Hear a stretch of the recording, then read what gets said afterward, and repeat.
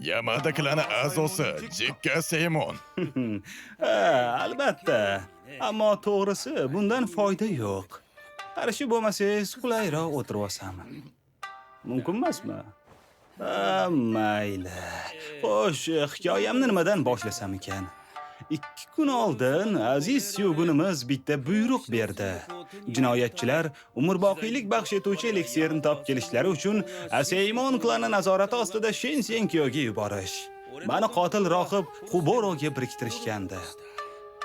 Adzatyobe uni qayiqda o'ldirdi va men jon deb ortga qaytmoq va men o'z vazifamni bajara olmaganim sabab vijdon azobi bilan orqaga qaytishga majbur bo'ldim. Ammo to'lqinlar meni qirg'oqqa chiqarib yubordi. Shoshma, demak sen shunda orolga tushib qoldingmi? Ah, ha. U 60 ta odam halok bo'lgan oroldan tirik qaytdimi? Men albatta buyruqni bajarishga qaytmoqchi edim. Biroq jinoyatchini oilasiga uni taqdiri haqida xabar berish burchim edi. Shunaqa qilib orqaga qaytdim. To'xta, shoshma. Bu yoqdan qanday qilib tirik qaytding? Qo'ysanglar-chi, ortuvchi tafsilotlardan nima kerak bor?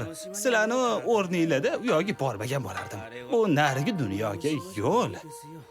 U yoqqa faqat ahmoqlar va go'daklar boradi. Nima? Bu gaping bilan Syogunatda ahmoqlar o'tiradi demoqchimisan? Qanday tushuntirsam ekan? Uzr so'rayman. Uni beodobligi bizani ham hayron qoldiradi. Uni xulqi va gapirgan gaplari uchun Yamada klani va men javob beraman. Kechirim so'rayman.